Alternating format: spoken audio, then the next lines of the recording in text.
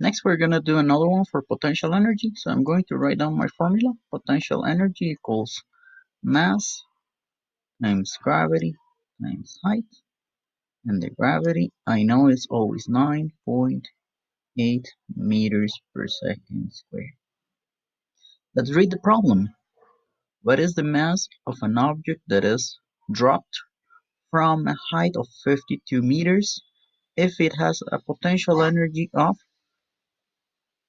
117, it's 11,720.8 meters. This is joules. This is supposed to be joules, so it should be kilograms meters per second square, which is joules. Now, first, I'm going to write down the data. So I am given this value for the potential energy. So this is in joules. Next, gravity, it's over here, and the height, it says that it's 52 meters.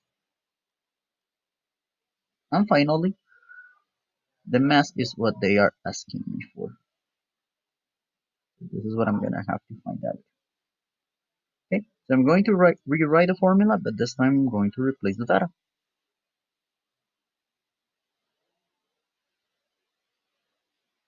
So instead of potential energy, 11,720.8.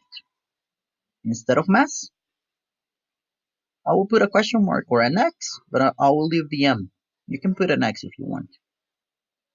Instead of gravity, 9.8. And instead of height, 52.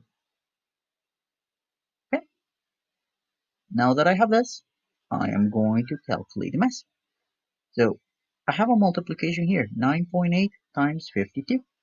I'm going to put that on my calculator and see how much is it. The result is 509.6 times m equals this value. I'm just going to write it again.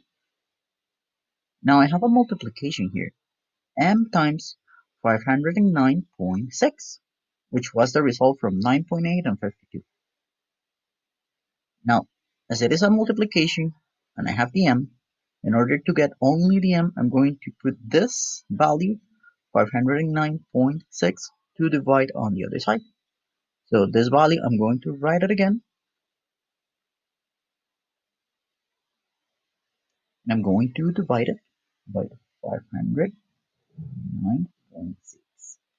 And that will leave me just the m, only the m. Now I have a fraction. Fraction is the same as a division. So what I will do is that I'm going to put that division on the calculator. So I will divide 11,720.8 divided by 509.6. And that the result for that is 23. And this is mass. So I know that mass is in kilograms. So I'll put kilograms. And this is going to be my final answer.